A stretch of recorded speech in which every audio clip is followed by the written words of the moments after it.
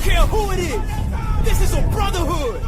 And if we stand strong together, we can't be denied. If one of us goes down, we have another, and another, and another that's ready to fight. So let's hit this field and bang them, bang them, bang them. Somebody light me up.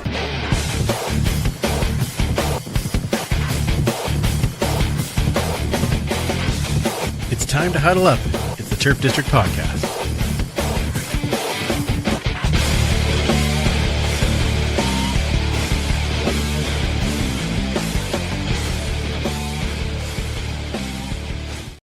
Welcome back to the Turf District, where we huddle up to talk all things Edmonton Elks and the CFL. And thank you for joining us, whether you're joining us live on possibly YouTube or Facebook or maybe Twitch, or maybe you've downloaded the podcast. Thank you for taking that time, or possibly you're listening to us on Edmonton Sports Talk Radio. And congrats to them on the fun time of the SDs last night. And congrats to our teammates on the Elks call on winning the Friends of EST award. Much deserved for sure. So it looked like it was a great time, and thank you again for taking some time to spend with us. If you are live, make sure that you add your comments in or questions. We will get to some of those as the show goes on. Let's get the ticker rolling on the bottom, and let's bring in the co-host for this week. There she is. It is the return of Commissioner Kayla. How are you? Hola. Oh, I am, you know what? I'm not going to lie. This morning was a bit rough. A little bit rough. You really enjoyed those SDs, didn't you? I did, but I don't know if it was just one of the beers that didn't agree with me. But yeah, I didn't have that much. But this morning I was like, oh, migraine, stomach. Oh, I'm too old. I'm just too old for this nonsense. Is that what it is? Oh, yes. Right. That's what I tell myself. It's not my fault. I'm aging. That's what it is. Yeah. It was great. It was a great time. Yeah. How was the actual production and show and stuff? Well, I'm super biased. I'm gonna say it was absolutely fantastic. The executive producer was just chef's. So I've heard he's pretty good at what he does. It's pretty good. It's pretty good. Yeah. Okay. Yeah. No, it was great. It was wonderful. Curtis from Tall Boys did an acoustic set. Okay. And I met him later that night, and he was so amped, and he just like loved what EST has done and stuff. And yeah, it was just really good to hear. And I was like, oh, by the way, I'm from the Turf District. He was like, oh yeah. I'm like, I'm in. Nice. Well, one day we will all be there at the SDs. I wanted to go, parenting calls. That's just how it goes. It is. I know. You know what? I represented for all of us, which I can't say it's a good thing, but it was a thing. Oh, I'm sure it was great. Before we get into games and things like that, I want to kick off the show on a positive note. And so the Game Changers, the Elks Game Changers. I needed to make sure I say that right. Event coming up next week, September 25th. And I was able to catch up with Joan Forge to talk about helping organizing this year's event, organizing it for many years, and kind of what to expect and kind of what it does for the community. So maybe before we get into having to talk about a game or anything, why don't we talk about something fun? Pull up a chair and get cozy. It is time for a Turfside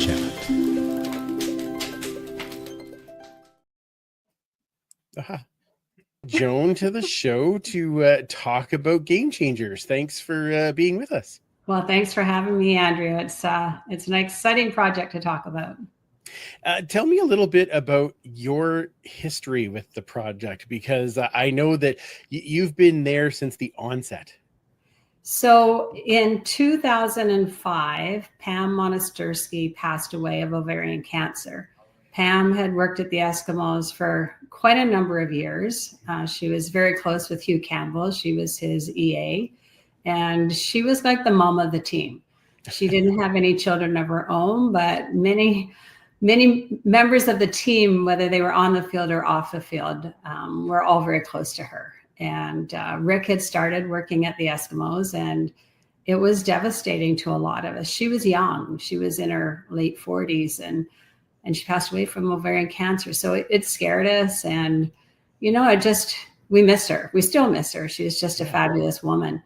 So sometime in 2007, Sandra Machocha, who was the head coach's wife at the time, we started chatting about maybe we should do something in Pam's memory, and maybe we should raise some money for ovarian cancer research. And as we chatted to some of the other coaches' wives and some staff, we came up with this idea of having a women's dinner. So the inaugural women's dinner was in 2007.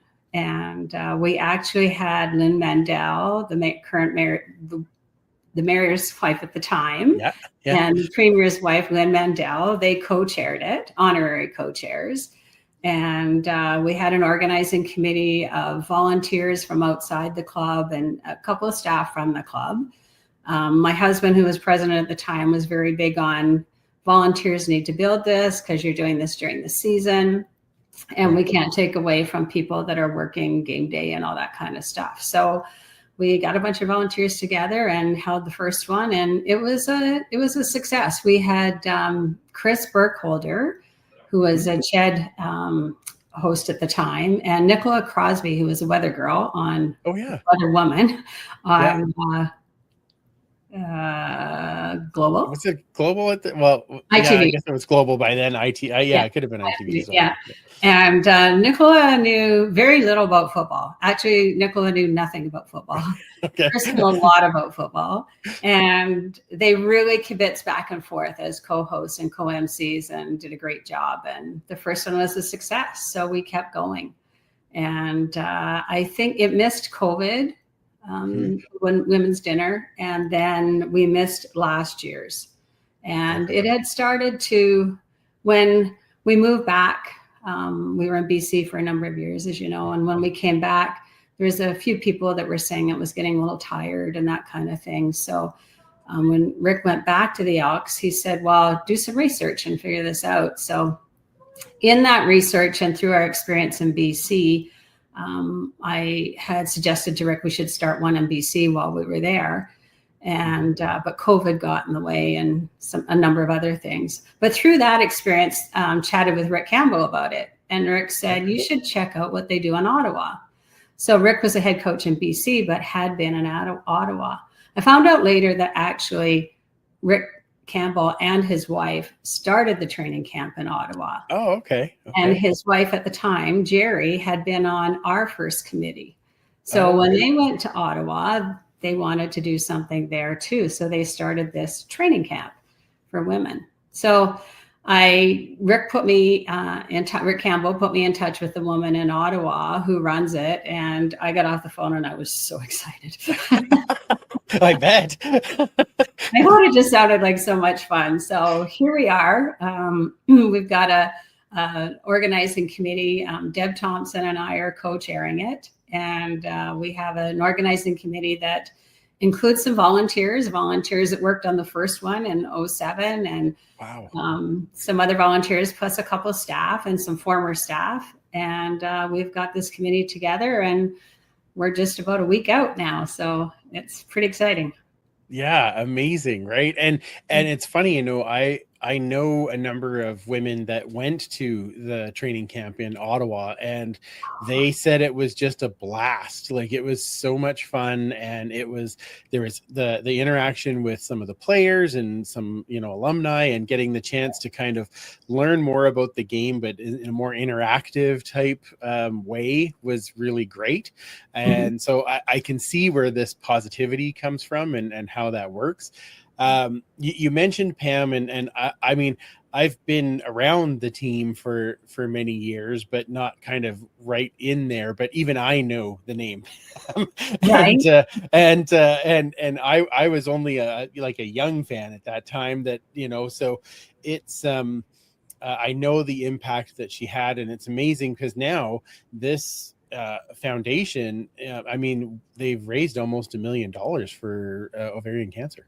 Yeah, the endowment fund. So we established, so the first one was in 2007, and we made some good money that year. So in '08, we established an endowment fund for ovarian cancer research, the Edmonton Eskimos at the time, now it's Edmonton Elks. Actually, the first year, we paid to have a room named after Pam at the Royal Alec, at the Lois Hole Hospital for Women.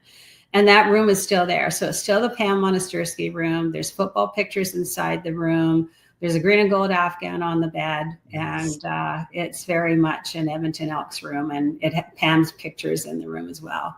So after we raised the money to name the room after Pam, then the next year we established the endowment fund for ovarian cancer research, and it's sitting at $940,000. So we're really hoping we can put it over the edge this year. That's outstanding. All right, well, let's get to the exciting part. And not that the history isn't exciting, it is. Mike's very excited about the history. But when we get into, so it's September 25th. You've got some guests coming. I don't want to spoil everything. I want to give you some chance to talk about it. But tell us a little bit about Game Changers and this training camp night for women. Okay, so first of all, everyone in the next few days that has already bought tickets will get an email that tells them a little bit more about the evening and tells them that they'll be able to pick up their free t-shirt on September 22nd if they want to choose to pick it up in advance, or they can pick it up that night. So you'll have your t-shirt, arrive in runners, like comfy shoes, Lulus, joggers, whatever you're comfortable in. This is no high heels, no dresses, nothing fancy. This is totally relaxed and totally fun. So you arrive and come into the alumni room where you'll sign a waiver if you haven't already. We have to check you in and take care of a couple of details. And this year you're going to go down the back staircase. Usually we go down the elevator or the front staircase to the locker room. Yeah. This year we're going to go down the back staircase because that's where the players go down. And it's pretty cool. And a lot of people haven't seen that back staircase. So I've only seen it once and it was incredible. So I cool. recommend it. Yes. Yeah, I love it. You know, there's stuff on the wall when you go down and it's really cool. You feel more like a player going that way than the other way, actually. Yeah, for sure. For sure. So you'll arrive in the locker room. And the one thing we haven't changed is the cocktails in the locker room, because that's been super popular and it's a great way to start. So we'll have a cocktail in the locker room, visit, have a little hour like that. And then once that's finished, we'll head out onto the field. And on the field, there'll be stations set up. So you're going to be able to learn to, how to pass a ball, how to catch a ball. You'll learn how to punt. Oh, wow. Okay. Run a route. You can run a route. And I think we're going to actually have the ball machine where you can catch the ball. And wow. Okay. And each of those stations will be manned by a current player and perhaps an alumni. Head coach Mark Killam's going to be there. Ed Hervey will be there. And then we'll have some alumni. If you buy a table of 8, you'll get a ride on the fire truck. And, nice. Actually go out of the stadium and around Clark and then come back. So that's kind of fun and cool. And the whole thing is being emceed by Kate Burness, who, as you know, is the host of the panel, the TSN football panel on TSN. So she's emceeing it. We'll have a DJ playing music in the background. And those stations will be interspersed with cocktail stations. So you'll be able to have a slushy drink. You'll be able to have an Anova, gin fizz, or a beer or a wine. And then we'll have lots of food stations, charcuterie board, some more substantial food, a pasta bar, that kind of thing. And then a really cool dessert bar and a candy bar, just because you've done all physical activity now. A candy bar. Why can't I go to this? I want to go to this too. Well, you might have to start a new one, like a men's training camp. Exactly. Yeah. Well, I'm sure there's other ways that we could get around this, but this sounds like a blast. And now I know Kate was here the other day with the panel. So was that your chance to be like, okay, here's the last minute things you need to know. Here 2 weeks, be ready to do this. Yeah, we've sent her some information in the past, and actually Deb Thompson and I chatted with her last year at Grey Cup about this idea. Oh, okay. And she was excited about it. Kate's great, and she's very nimble and can adjust and all those good kind of things. So she was pretty excited about it. So when I approached her seriously, she was very kind to donate her time and come out and do it because she also believed in the cause. So that's great. Oh, I also should mention that we'll have a disc jockey playing in the background, but we'll also have an excellent shopping experience. So the women's dinner was always known for having a great silent auction, and we've worked really hard at that this year in building up the silent auction. And yeah. Nice. Should we Nice. begin? Okay. Yeah. So let me get this correct. You get to go into the locker room. Mhm. You get to have drinks. You get to go out and do football things. Mhm. There's candy and food involved, and you get to have a silent auction. Like, I can't think of a better evening. Like, this is like for anybody. Like, this is Well, and amazing. the other part of it is too, Andrew, because I think that the physical activity kind of people are a little shy or nervous about it. I mean, first of all, it's meant to be fun. Yeah. None of us know what we're doing. I mean, it's just meant to be fun. But we also have some non-physical activities. So there's going to be a photo booth set up on the Elks bench, and you can Nice. put some gear on, a helmet, some shoulder pads or whatever, get pictures taken with your friends, that kind of thing. You can do the ride on the fire truck that I talked about. Yeah. You can do a back room tour of the locker room. So like a more detailed, like in the back where Dan keeps oh my gosh. All the history stuff. Yeah, the history stuff, and then Yeah. tons of shoes and jerseys. And there's a lot of work they put into getting the ball ready to actually play with it. Like they don't just buy a ball and then it goes on the field. There's stuff they have to do to make the leather soft or hard, whatever it is. But you're able to learn all those things as well. And we also have some of the female officials from the CFL that will be there. And Oh, great. they'll be doing a little 101 thing, and you can talk to them and ask them what it's like to be a female official, and you can learn how to make a call, that kind of thing. So yeah, it should be fun. Amazing. And it's all meant to be fun. Like it's not a serious training camp. Oh, no. No, it's supposed to be fun and raise money and awareness, right? That's really Exactly. what it comes down to. But I love the idea that it is so different than the women's dinner. Not that there was, things wrong with the women's dinner, but it is different to shake that up. And Well, having something new is always good. Yeah, absolutely. Yeah. So where does everybody that now is super fired up after they've listened to this, where do they get their tickets to take part? If you just go on the Elks website and look for the Game Changers button or search Game Changers, and it'll come up right away, and you'll fill in your size of t-shirt and it'll take you right to the link to buy the ticket. The tickets are $175. Mm-hmm. And all of the net proceeds go to the Ovarian Cancer Research Fund. Outstanding. Yeah. I'm very excited to hear more stories about this. We will try and get somebody on the show that went after it happens, so that they can talk about how amazing it was and start prepping for next year, because we need to have more people come into these things. So Joan, thank you so much for taking some time with me, and I hope it's just as successful, if not more successful than before, and really excited for this to take off. Thanks very much for your time, Andrew. I very much appreciate it.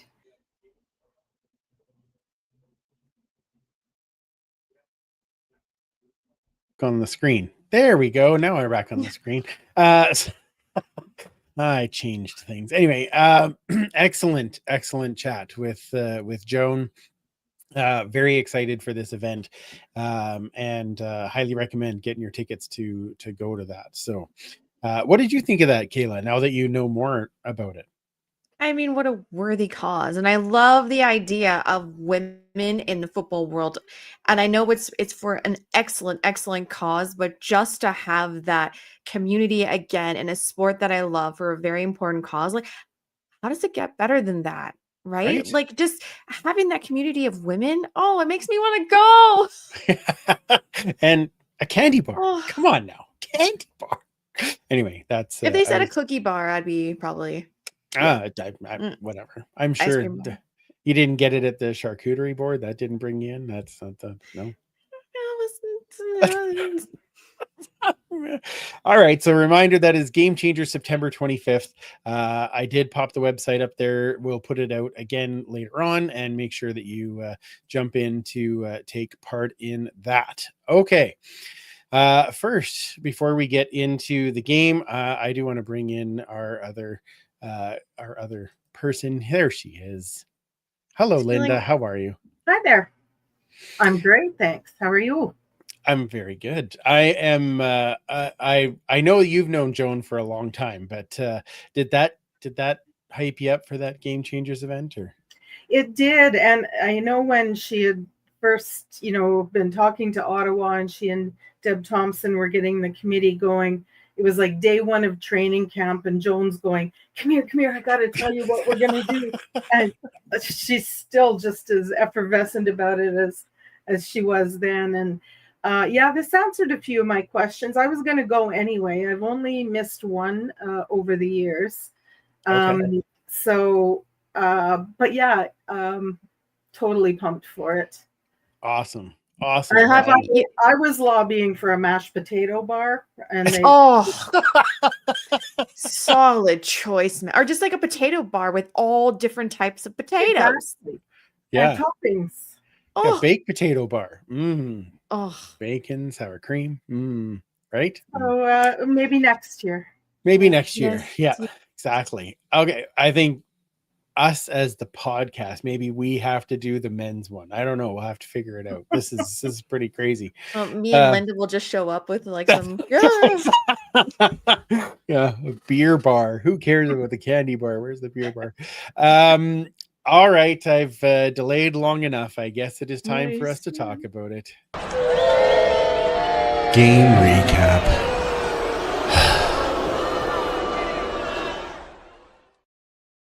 Yes, we have the side once again as the Elks fall to the Argos 31-30. Started great. Totally won the takeaway battle 6-1.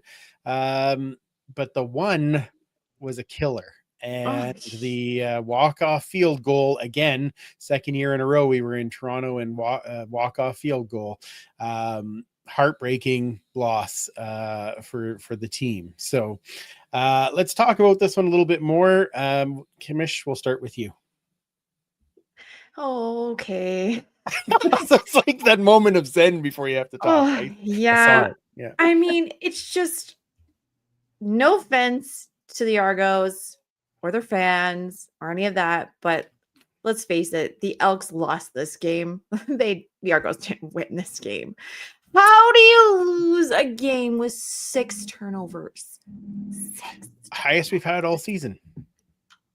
It should have been actually 7. Like that. Actually, that one for that Tyrell Ford went up and got and just happened to land 1 foot out. Like I thought that was another interception. And yeah, the defense did their part. They did. Right? But, well, I mean, almost. Well, to a certain degree, because the Argos still came back and scored, right? So they had to be put in a position. But I mean, you had it in the bag. What the flip happened? But I do have to. I have to say this. Can we get a big whoa, man, for my guy Cordell Jackson? Oh, I was so amped for him. What a game for Cordell Jackson and Combo too. But look, I have a soft spot for Cordell. I knew he had that talent and that something special about him last season. So to see him starting to step up and like find his rhythm is so exciting. I'm so happy for him. But damn it, team, you couldn't have just pulled out this win. It would have been perfect. Oh, we've said it how many times? Like they just find different ways to lose, and they had a win and they still lost. Yeah, this one was most definitely snatching defeat from the jaws of victory. What about you, Linda? What stands out for you? Well, what stands out? I missed the start of the game because I was waiting for service in a shop, and I'd been waiting for a long time, and I'm, tapping my feet and getting annoyed, but not being rude. Finally, I left. So I've got Morley and Dave. I'm happy. I'm happy. I'm happy. I'm elated. I'm elated. I get home. I watch.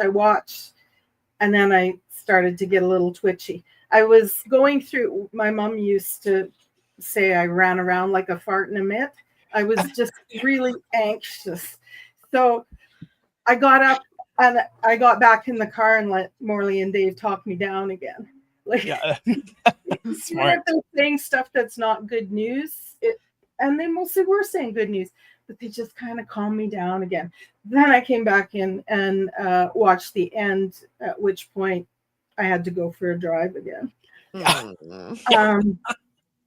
So that's about me, but it's also my game summary. Like, and of course, bad antics at the end of the game again, which got me double PO'd. And Yep. and I was texting people, and I really didn't see what precipitated it. So I rewound it about 4 or 5 times and went, yeah, you gotta expect more of coaches, no Well, matter who's chirping. That's 2 weeks in a row at the end of the game. One where it was a sore loser, and now it's a bad winner. And I agree with you. There is chirping that happens throughout the entire game, on the field, on the sidelines, all that. At the end of the game, act like you've been there. Like, you don't have to be a dick about it. And that part is, I agree with you, Linda. I think we should expect more from coaches. Well, but even when BC was here, that guy wasn't a coach, but he was a member of their staff who was chirping our staff, making gestures, right? So I really feel like there's some kind of leadership crisis going on right now, and the players are just going to emulate that. The tone at the top, right? And you set the tone. And anyway, how we managed to lose, we've all seen it. And I agree with Kayla that Argos didn't really win, but they got a W on the board, so they sure did. Our opinions are pretty useless because they still won. When we turned the ball over in the fourth quarter and then went down and kicked the field goal, the first of the 2 field goals in the fourth quarter, when we kicked that field goal when we were inside the 10, I texted Mike and Paul and said, that is going to bite us in the butt. And it did. And so it's just, they capitalized well in the first half, right? The turnovers came, they found ways to get majors. Ball was moving. It seemed like reasonably well. I was really happy with OJ Hilaire's game. 6 for 6 for targets, 49 yards. I was really happy with his step forward. But then in that second half, and Kayla, I think you put this out there, the second half adjustments, Toronto made all the adjustments on defense, and our offense did not know how to adjust to it.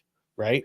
That was a big detriment. So, and you can't have a second half where you're getting field goals. Like, you have to put the nail in the coffin. You can't just kind of coast and hope for the best. Like, you have to expect a team is going to come back, not we're in the leads or we have a higher percentage of winning at this point because of blah, blah, blah. No, you have to say, let's go in with the expectation that if we don't keep scoring touchdowns, we will lose this game. But it's just like, we'll get down the field and we'll get a field goal. How about that, guys? It's like, no, we've seen this story all the freaking time last year. What happened? We lost. So, learn from history, guys. It's so frustrating. And I'm happy that they're making these steps, especially for the defense. But you're after the half, what are you doing? And the defense did play really well overall. I mean, yes, a couple of touchdowns in the second half there where it's like, oh, it's pretty, you could tighten that up coverage a little bit. But on the other hand, on the second half, they were out for most of the second half because their offense wasn't really moving the ball. Well, and the last play to get them into field goal position, I can't remember who caught the ball, but wide open midfield. Exactly. You can't do that. Now, the one thing I will say though is injuries got us again. Nick Anderson makes his return. We're all excited, and now he's out. And Royce Metier on a play that meant nothing ran forward, and you could see as he was walking off the field, he even said to somebody Achilles. And I don't have to be Jed Roberts to read lips on that one. That one was pretty easy. So and guess where the guy who caught the ball for Toronto in the game, where was he? Right up the middle where Anderson and Metier were. So I mean, obviously that's not blaming the defense. I'm just saying that they're all having to shift guys into different positions. And that probably played a role in opening that spot. And it wasn't even still to Nick Arbuckle. It was to Jared Dakey. Anyway. Yeah. There were some good things. There were some good things. You said Cordell Jackson, Jonathan Kongbo with his second game in a row with 2 sacks. Terrell that Ford has to be the Demetrius Maxey effect. It has to be, because this is a guy that was out of football a year ago, and 2 weeks in a row, he looks like an all-star defensive end. Like, amazing. And Cody, for as much pressure as he was under, 89% passing. Now, most of the passes were 4 or 5 yards, sure, but 89% passing is pretty good. So I'll find a little bit of solace in that. They're totally, like, you can see this team shaping, like taking form. Like, you're kind of finding their identity. I think the defense is really starting to find their identity. The offense, you still don't really have a leader in that role. I mean, Cody's a veteran, and I think he does well in that play, especially with Trey. I think they have a really good relationship, but you just don't feel like there's that grouping there quite yet. I don't know, maybe it's just me, but it's you can do it. I just don't know why you don't, kind of thing. And I have to say, like, the O-line probably is not helping that situation. I think the O-line had a tougher game, but they had moments of really great and moments of not so great. Obviously not really opening up the holes for Rankin to get through. Yeah. I wonder if putting in Carter O'Donnell so quickly, if that kind of threw off the communication in the offensive line, because the fumble that turned into the kind of game-winning touchdown for the Argos, you could tell that looked like there was a miscommunication between Beard and O'Donnell, because Beard went the one way and then had to try and recover, and in the meantime the guys threw, and then of course the fumble, and Beard tries to get on it, and it pops out, and that's the end. So I just wonder if that played a bit of a role, because Carter O'Donnell's only been here like a week and a half before they play that game. So maybe that was a bit early. Good, talented guy, but maybe they just haven't had time to get together on that. So could just be like they just don't mesh well together too. Like, who knows? Coaching, or they will. Just I think like right now, yes. That's what I'm saying. Like right now, they're just, something is not on completely. But again, well, we'll see. Linda, I want to ask you, the punt right before the half. What did you think of that? Because I've had numerous debates with different people about that play in particular, and Mark being so heated after it. I wish I knew what it was that he was so. I wasn't there, so I couldn't ask him after the game. Like, what you seemed really heated. Were you expecting something different? But what did you think of that play? I did not like the play. Okay, I didn't think you would. I would not have called that play if it was in fact called or ad-libbed or whatever. And then to see the coach being surprised about it doubled my confusion. So Yeah. I will we ever know the truth? I don't know. But Yeah, no, I think it was I don't know if it was a momentum shift or it was right before but it was weird. yeah. Well, and you take the time count violation, which costs you another 10 yards. Yeah. So Jake Julian is 7 yards into his own end zone. Like, I was surprised that they just didn't have him run around and take the knee, whether he runs out of the end zone and takes the knee so that you don't give up the 2, right? Or give up the 2, at least you're not giving up the 3, right? Right. And they're getting the ball back again right away anyway. Yeah. But you kick it, and then they still had time to do the field goal. And it just seemed like there was some miscommunication on that one. I agree completely, and my TV had no misunderstanding about how I felt about it. Mine either. To be a fly on the wall. Yes. Yeah, I have. I may or may not have. I may or may not have a bruise on my thigh from that when the guy caught it at the end of the game. I was so mad. I'm like, you've got to be kidding me! Like, this was in hand, and that was super frustrating. I actually have bruises on my arms because I was. Oh, you're gripping. And I have finger mark bruises. Wow. Yeah, we get a little intense about this. This is where a boxing bag would come in very handy. Yes, it would. I need one of those. To be clear, one of the heavy bags, because if it was one of the ones that like bounce back, I'd probably kill myself. It's probably not very good. Yeah. Ball on a bungee, bad idea for me. Yeah, not that's the. It's fair though. That's you can't catch footballs with your face right there. Yeah, that's what that is. All right. So our remaining schedule is Hamilton, Saskatchewan, BC, Winnipeg, Calgary. Not an easy, I wouldn't be easy no matter what, but no. BC winning last week makes it even harder to catch up West. We're going to have to hope that Winnipeg struggles a little bit. And we're going to have to hope that some other teams help us against the Argos and Ottawa to hopefully find a way up. We still have to win 4 out of our last 5 games to finish 500.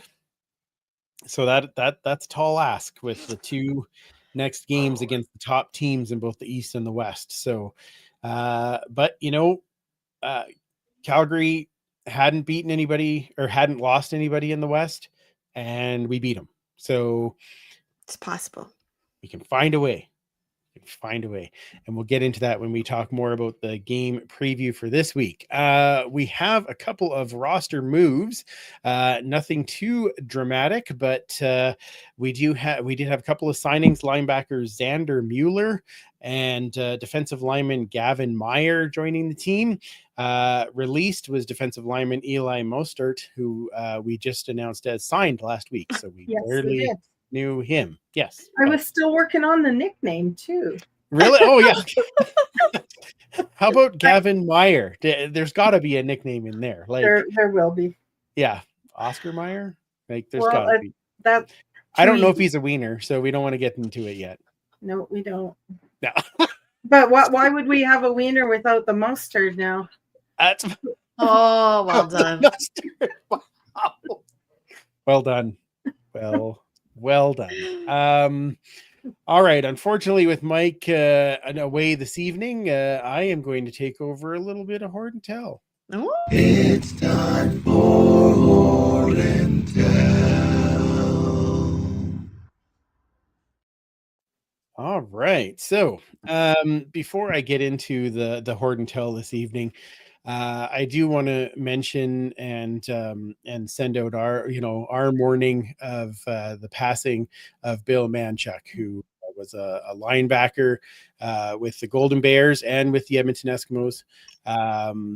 He won 2 Grey Cups with us in 81 and 82, and was very active in the alumni, and so our thoughts and positive vibes to his family as they go through this.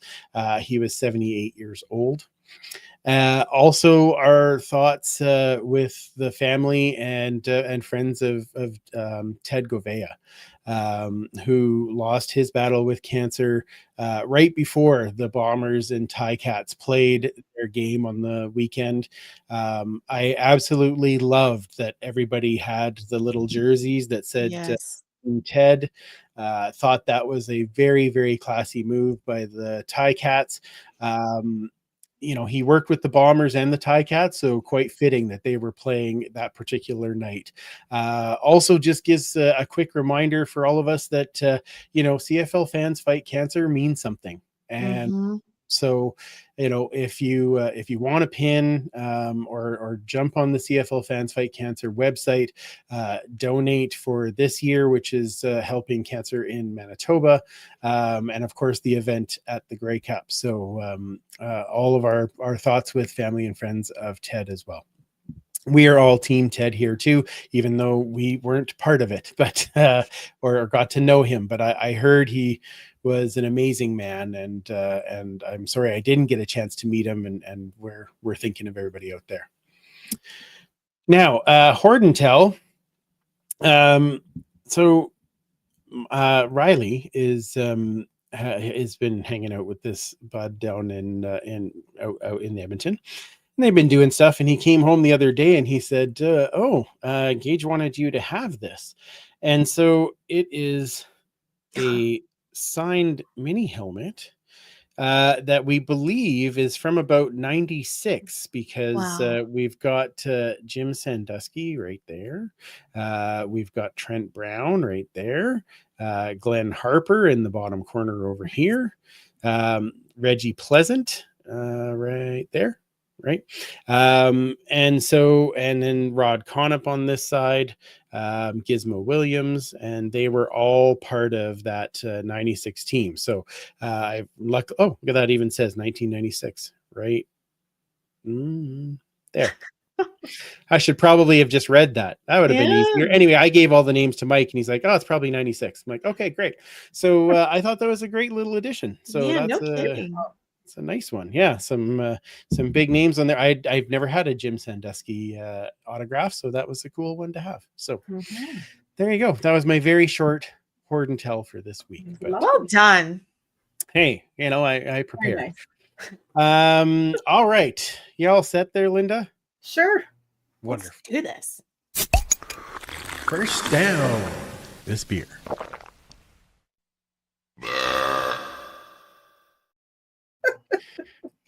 I can only imagine what you're going to come up with after a loss. So tell us how we are prepared for the Ticats this week. Oh yeah. Well, we've just kind of unpacked what in tarnation happened in Toronto last week, and talking about it felt almost as bad as watching it live, and I'm not sure I'm quite over it. So I give you what in tarnation. Wonderful. Oh, lovely. I think I have a sound effect for this. Just hang on one second. Here we are. Turkey shark a back flatten. Morton Philip Martin Perkaluma. Yeah, I thought that was, what in tarnation the beer. All right. Yeah, so this is a Ooh, wow. This is a New England IPA from Two Crows Brewing in Halifax, Nova Scotia. Ooh. It's a 6.1 ABV super saturated IPA. They declare, and I agree, that it is dripping with flavors. We're getting Valencia oranges, Ooh. peach, mango, and apparently papaya, although I cannot identify papaya anywhere, Okay. even if you put one in front of me. So it's a little bit hazy, which is correct for the style. major tropical vibes. Lush. Hmm. Oh, Kayla, you're I the was gonna lush. say. one. We were just Hush. so the brewery says lush, fresh tasting, and perfect for enjoying the last stretch of summer. Ooh, Nice. that sounds lovely. Is it hoppy for an IPA? Because usually IPAs are, but yeah. The hop is really toned down by all the tropical fruit and citrus fruit, but it might be a little too hoppy for Andrew. Okay. All right. That's Mm. fair. Okay. Yeah. Andrew's a sad bunny. He doesn't like to hop a lot. Yeah. Okay. And speaking about that last stretch of summer and our tropical hazy IPAs, I look back over the Elks season and it has been Rocky, Goofy, Dumb and Dumber, and probably a bunch of other movies that we could come up with. So I can't help but present to you Silly Saison. Silly saison. Wow. All right. Silly Then. Saison. So maybe not what you'd think. It's very glad to see us, though. So Yeah, I was gonna say. and I'm happy to see it too. Oh, beautiful. Oh okay, so this is a Belgian style saison, and true to the farmhouse ale style, meaning it's fairly pale. This one a bit more caramel colored, light bodied, highly effervescent or carbonated. Ooh, definitely farmhouse. Definitely. Does that mean it smells like cows, or I don't understand. What do you mean by farmhouse? Well, a farmhouse ale may have barnyard aromas. We've talked about horse blanket before, or yes, or hay or earth, that sort of thing. But it's also got a lot of sweetness and some spice, like pepper, like black pepper, and it's pretty earthy. It's pretty earthy. Well, a saison was made to last a long time, and then it would be opened up around harvest time. And in fact, which is what we're approaching. On the cap, there is a farmer drinking a pint of beer, holding a sickle. And so I like to think this is me coming after Bo Levi this week. Anyway, this one has a nice light taste, subtle touches of sweet and fruit. And this is from Brasserie de Silly in France. Seriously. Really? Wow. I love it. And it won a silver at the European Beer Challenge a few years ago. It's 5% ABV, and it is delicious. And it cries out to me. It cries out. It's saying, "Hey, Elks, enough with this silly saison. Get your poop in a group. Robo Levi down. Keep him on his butt and pound that ball down the field. Take no prisoners."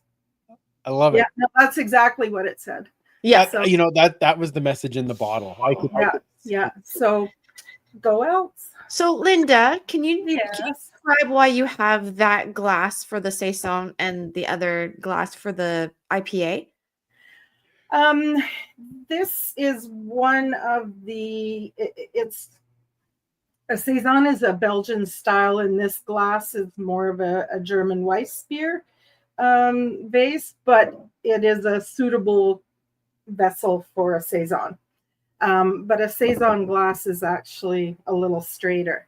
Okay. Now with the IPA, any North American beer, a shaker pint is normal, but something fairly wide to let, like, this one has a narrower opening and a bulb, so it'll keep the aromas in and keep you interested longer. Okay.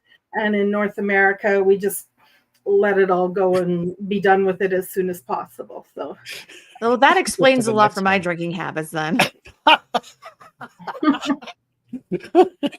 And I wanted to use the logo instead Absolutely. of that I had. So That's fair. That's fair. So, do you know what the glass is called for the Madria that makes it keep bubbling in the middle? Is that a different type of glass? it's a version of a chalice, but it Okay. has. But I don't know what they call the bubble down Okay. there that makes it go. Yeah, it's so cool. I love that part. Well, thank you again, Linda. That was amazing. That was amazing. All right, let's try and get some positivity in here. Ladies and gentlemen, it is time for the game preview. All right, we got to have some positivity going on. Here, this is what Chris was saying. Linda's beer by Sting. I send an SOS to the world. Yeah, there we go. It's wonderful. I will totally get on that. Wonderful. And Tim saying, horse blanket. It's exciting. All right. Okay, so let's get into our game preview. Now, if last week's game was big, this game is now bigger. Top team in the East in Hamilton, Saturday at 5:00 in the Hammer. Ticats have back-to-back wins post Labor Day. Elks need to find a way to stop Greg Bell and Kenny Lawler. So their run and pass game are high efficient right now. Now they were close the last time they met. It was 28-24, as I recall. We need them to find the finish. So can they find the finish, and what are we watching for in this game? Commissioner, we'll start with you. Oh boy. I had something in mind earlier and it totally escaped me. Okay. Oh my Fair. gosh. Well, Maddie and I were talking earlier, and it's like capitalize on your turnovers, which you kind of did, just not enough. So Right. maybe, I don't know, score some touchdowns this time if you happen to turn the ball over. I know what it was. Oh my gosh, you have to contain Greg Bell. We have to be over those receivers, like, especially because I don't know what's gotten into Bell. He's been great for my fantasy. But not that my fantasy is any good, but yeah, we're so close to beating them last time. So close to beating Toronto. And I'd like to actually give credit to the Elks because we were going 2 time zones over. We weren't playing at home. And we kept it really, really close. So that is like, if you want to go back and look at the positives, that is one. The downside is now you're going back to back 2 time zones. So rest is going to be a factor. You have to get into the end zone. You have to. Field goals aren't going to do it. Unless Hamilton and Bo Levi, if you can get to him and sack him a lot and get him off his game and shake him up, I don't know what else y'all can do.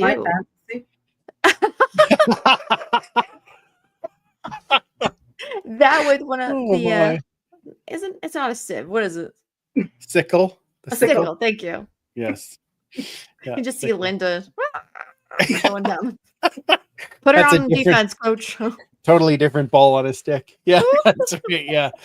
Oh my. But honestly, yeah. it's the same stuff. I feel like we're repeating over and over and over again. And I think too, like time management, you really have to hone in on being a chess player more so than anything with this football. You have to retain control throughout the 60 minutes. You can't just come in for the first quarter, first half, and then disappear for the rest of the game. You can't. You cannot do it. If you want to have any chance of making these playoffs, which is improbable but not impossible, but at least give something your fans to cheer for something next year. A team that is solidified and whole. All right, fair enough. Linda? Oh, I'm nowhere near next year time yet. Okay. All right. Excellent. No, I'm all this year. I had a vision besides Bo Levi on his arse.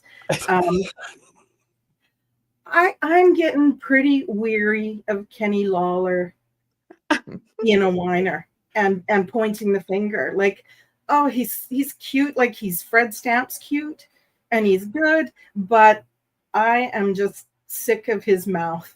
And so in my vision, like, he gets nothing. He is not a factor in this game. Oh.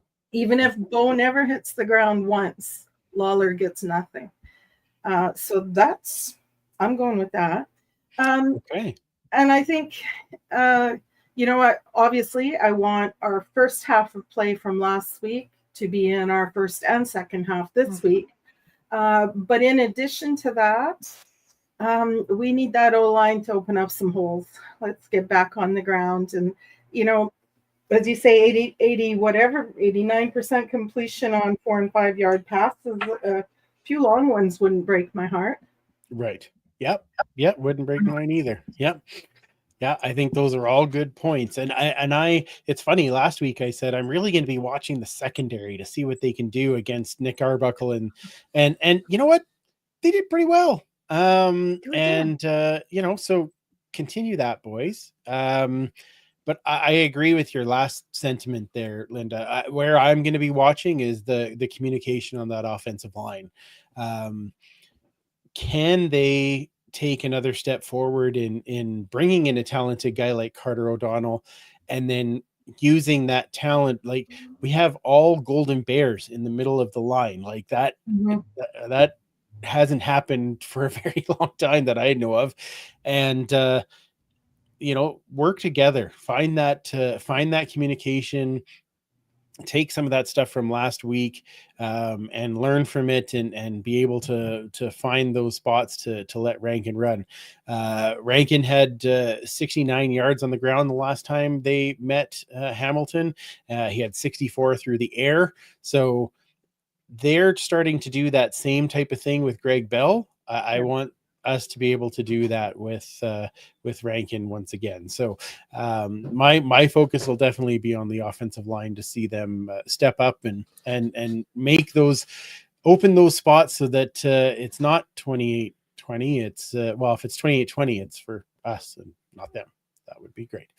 I would be okay with that. And don't worry, I'm picking Bo Levi for my fantasy, so we'll be all good. Oh, good. Perfect. Yeah. Okay. I should pick all. Time. I should just pick all Hamilton, and don't worry, that'll guarantee us the win. Yeah. Oh man. Pretty much. Well, my cousin's kid's a DB in Hamilton, so there's another Golden Bear, right? They should have his number. They should have. They'll take him right out of the equation. All of our Golden Bears to their one. That's right. Come on now. Forget it. I like this. Yeah. All right. Well, let's talk about all these games, shall we? You get a point, and you get a point, and you get a point. It's pick 'em. It's pick 'em. All right. So last week, Kayla, you went 3 of 4. So you went 39. You're up to 39 and 19 on the season. That is quite the record. Mike is up to 34 and 24. And I am at 30 and 28. So just riding the 500 line. Last week's prop bet was Elks rushes greater than 15 yards. And for some unknown bonkers reason to me, I set a line of 4.5. It was terribly under. I will tell you that. So week 16.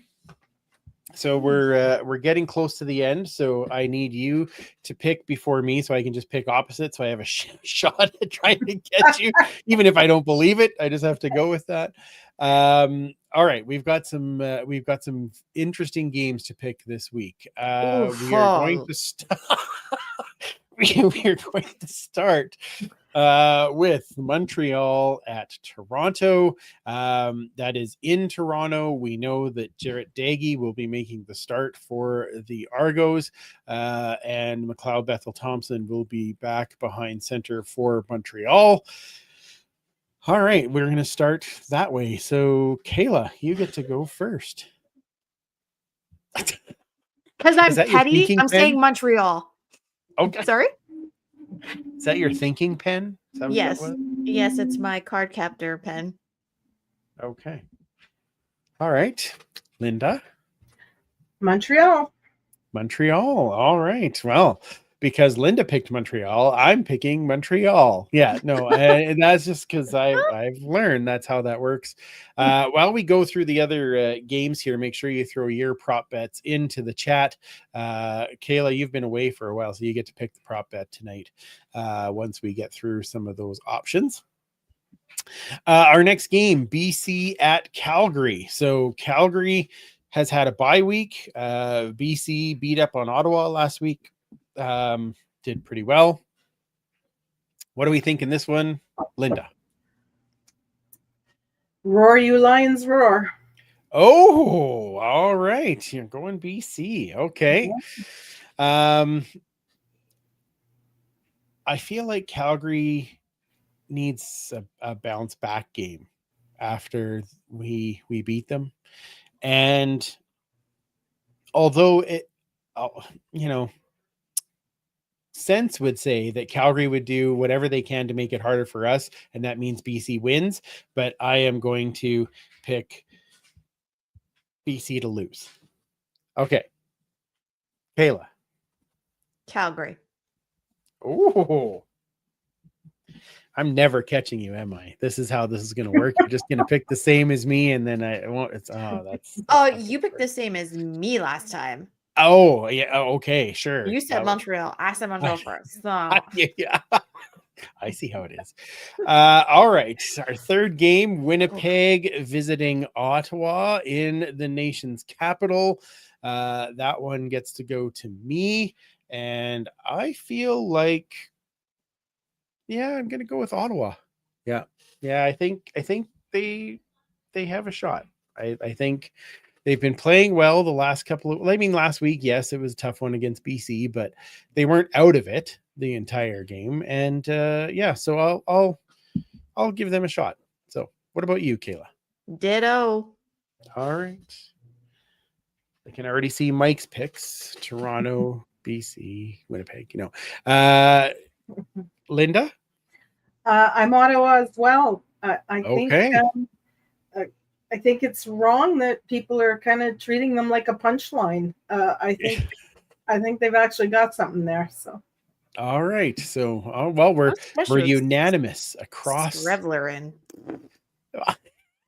Usually if he has a week to practice, he does better. If he has to come into the game, it's never good. But if he has a week to, Better than what? well, better than he is when he comes into a game. I don't know. Bombers fans are very upset. I understand. All right, let's get into our oh man, there's everybody changing the names. It makes it a lot harder for me to find it. All right, where are our prop bets for today? What is? There was lots of okay. I see two. Oh, Elks are a 6-point dog at Hamilton, just so that you know on the oof, okay. Let me just find them here. Okay, Plip Bap. That's a new one. Okay, so we've got Edmonton Elks points off of turnovers. Bo didn't throw interceptions often, but perhaps chaos will reign. So we have Elks points off of turnovers. We have the Brett Pop of number of Cody rushing yards. Ooh, that's an interesting one. Mm-hmm. Here's one from Leanne. Total sacks for the Edmonton Elks. Those are the three that I have right now. So what would you like to pick for our prop bet this week? Kamish, you can come up with another one if you have another idea that you'd like to focus on. I don't think I do. Right. Have we been pretty heavy offense as far as like our prop bets? Let's see. We've been rushes, longest punt, total passing, sacks, ranking yards, longest single Elks run. Okay. Total yards rushing. So yes, we have been more offensive than anything. Okay. So we've had sacks. Okay. We have had what did we have here? Sacks and tackles for a loss combined. Okay.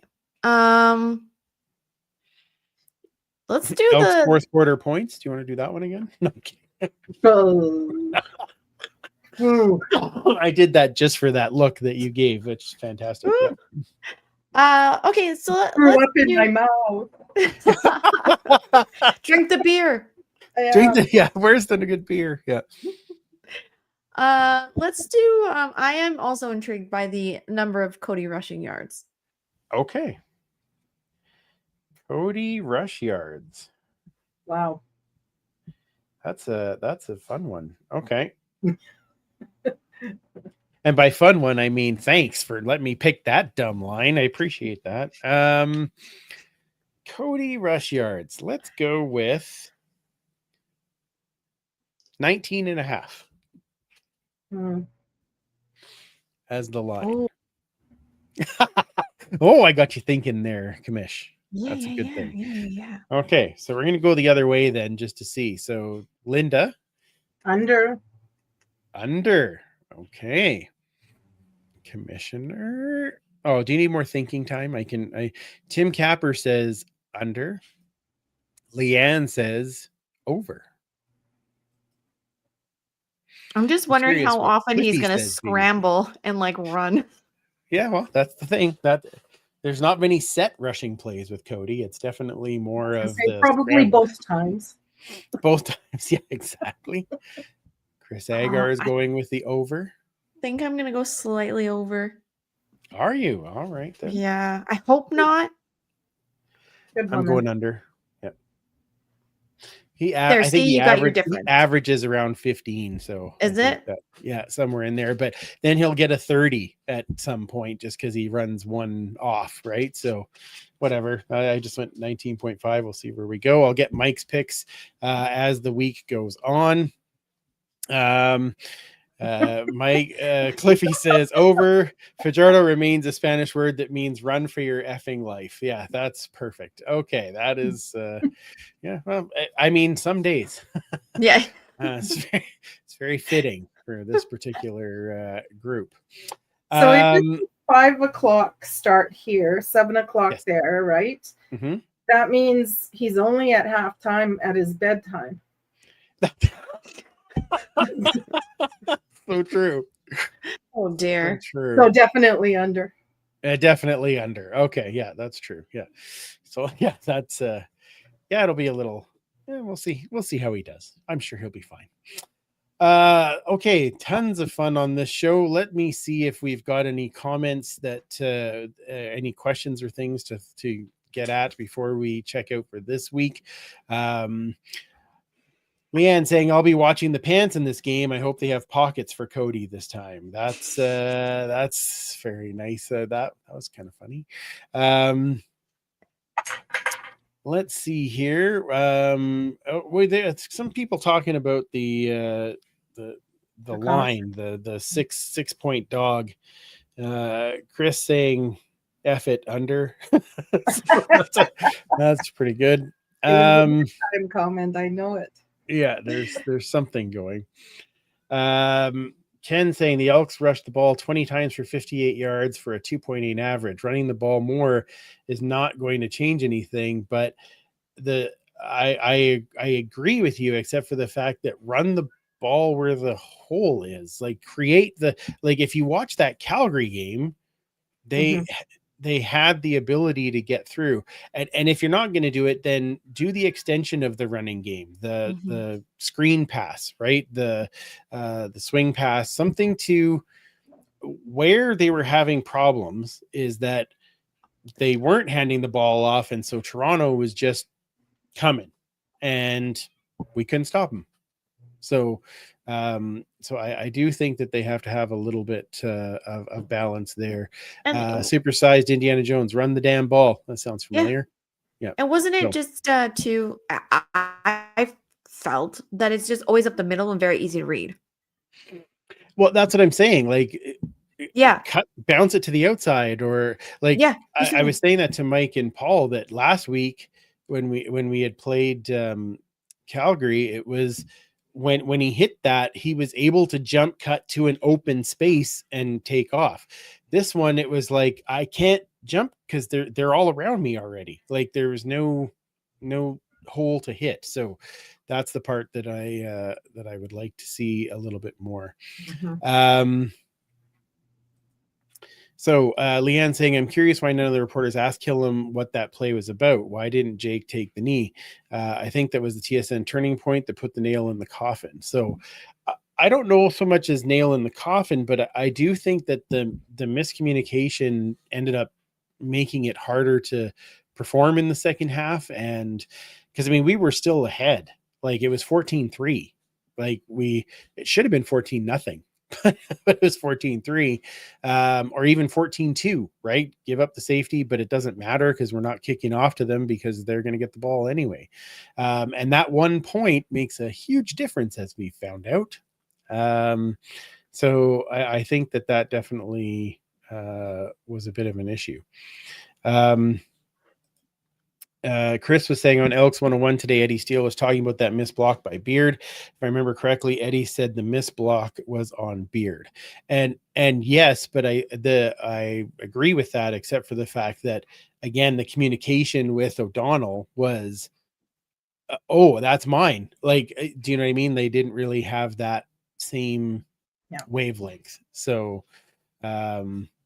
and then Ken saying the same thing. Argos once again put 5 to 8 guys in the box, and the Elks still ran the ball right at them, and instead of getting around somehow. So that was I think that was a big thing, and the injuries that we already talked about.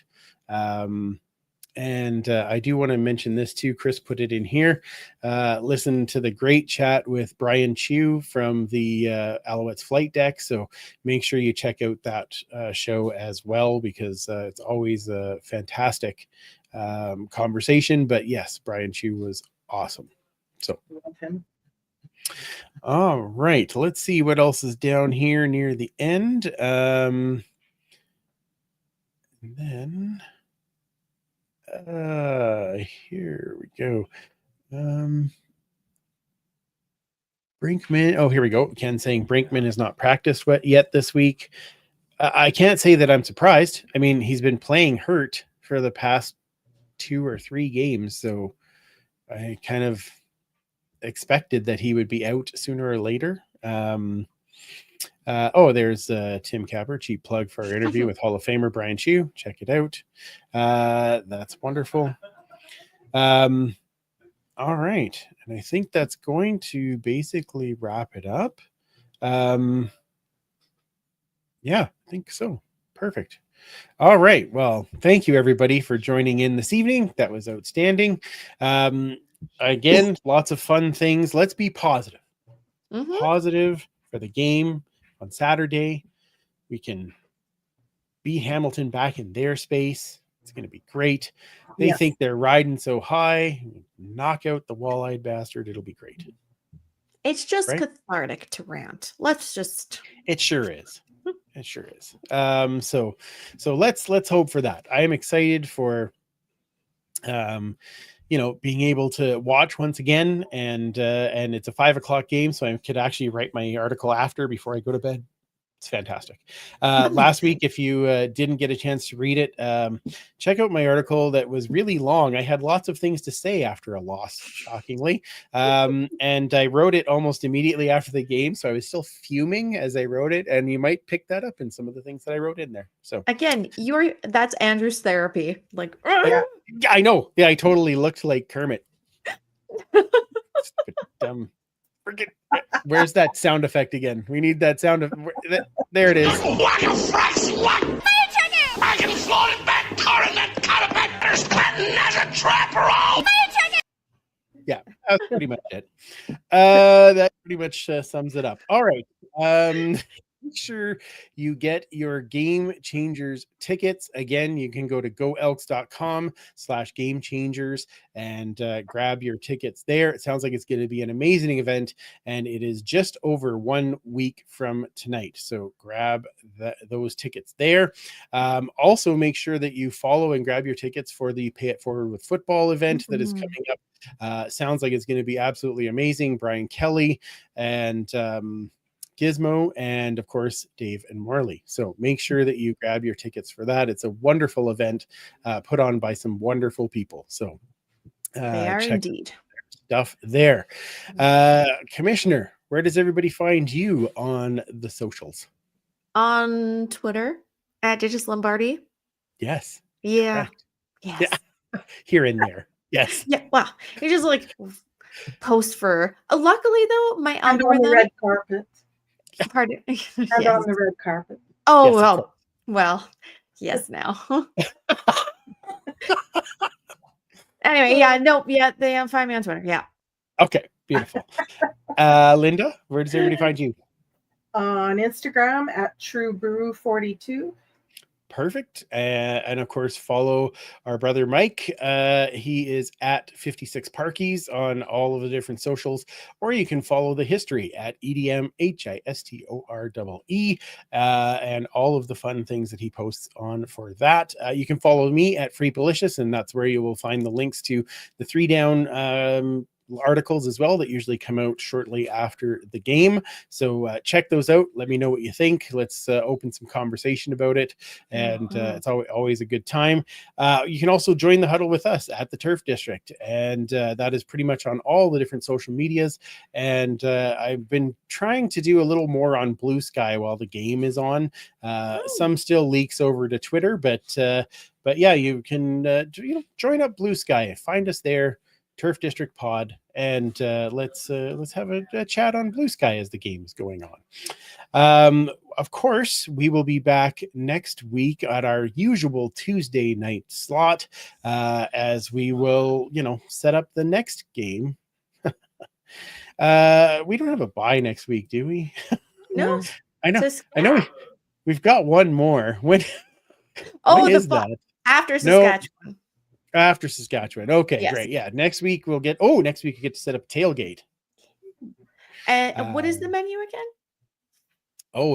To tune in next week to find out what the menu is, as we will tell you what the tailgate will come on Tuesday. I'll tell you after, Kayla. Okay. So yes, we'll be get set up for the Saskatchewan game. So join us for that. So for Linda, Commissioner Kayla, and Superfan Mike, I'm Andrew. Remember, you can't catch footballs with your face, and we will absolutely talk to you next week.